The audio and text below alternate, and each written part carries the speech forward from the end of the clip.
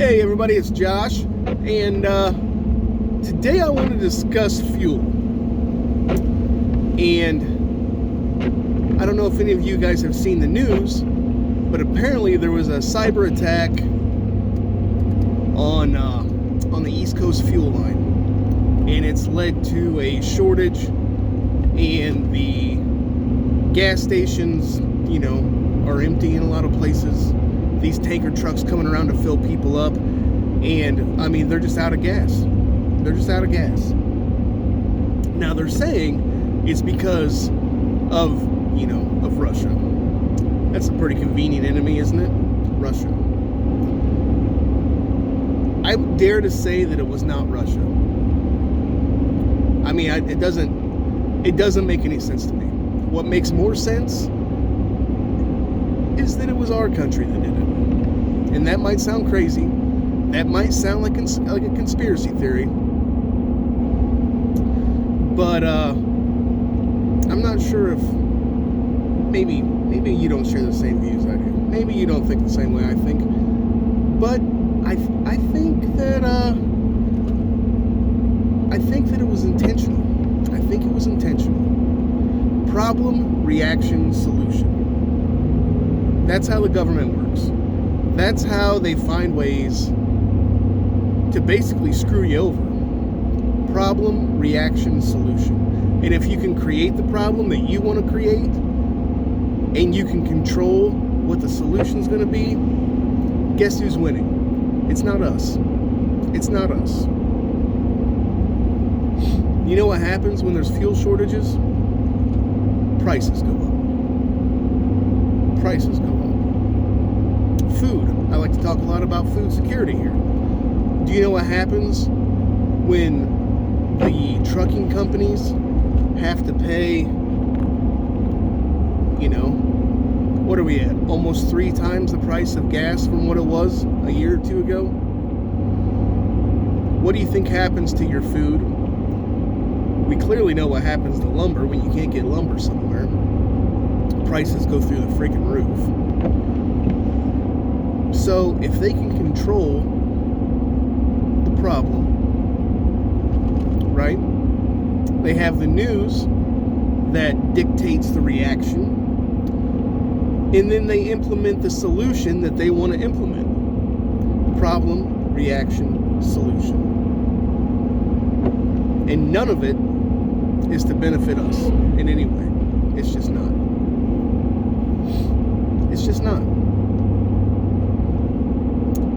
I would strongly suggest that we all go out and make sure we have, I have a year's worth. I would suggest you get at least 3 to 6 months worth of food supply for your house. I just would. I would suggest a garden, and if you don't have a garden, if you don't have a big enough yard, a lot of people don't, start buying non-perishable foods. Because the food prices are not going to go down. They're just not. It's crazy. It's crazy to see. So, I don't know. I just thought it was very convenient to blame the oil and the fuel situation on Russia. Doesn't it seem convenient? It's always Russia, or it's always China, or it's always somebody else. And magically, we just happened to have an infrastructure bill for $2 trillion that we had just sitting here ready to go. We were just waiting to spend all this money on infrastructure. Thanks for giving us a reason to implement $2 trillion more worth of debt.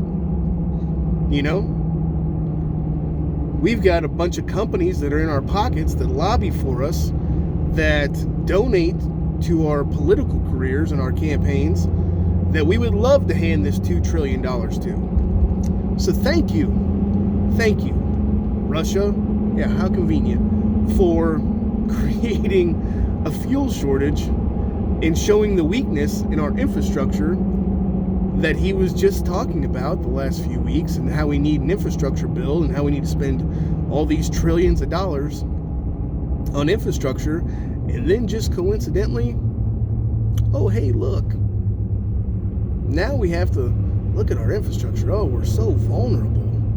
We're so vulnerable to these attacks. What are we going to do? Oh, I know. Let's spend more money. That'll help. Let's just throw money at it. Do they think that we're stupid? Do they think that we're dumb? Do they think that we're just like, oh no, the evil Russians, they're coming to shut down our fuel? Or do you think it's more likely that our own government, our own CIA, our own whatever you want to call it, is doing this knowing full well that the government was just itching for a reason? Look, now there's going to be, now we have support across the aisle. This is a bipartisan decision now. Now it's not just the Democrats trying to spend crazy money. Now it's a bipartisan bill. Now both sides agree, look what we have to do. We have to spend all this money. Hell, let's make it another $2 trillion. Let's just keep stacking it on. They say the first trillion's the hardest one to get approved. After that, hey, it's only money. And then they have the audacity to call cryptocurrency a scam, and that it's used for illegal activities. They say cryptocurrency, that's illegal activities and money laundering and the black market. Ooh, that sounds scary, doesn't it? The black market. My God. That's what all these people are using cryptocurrency for? Man, well, we should probably say something about that, because the US dollar has never been used for anything nefarious ever. Problem, reaction, solution. Whether you want to believe it or not, they create the problem.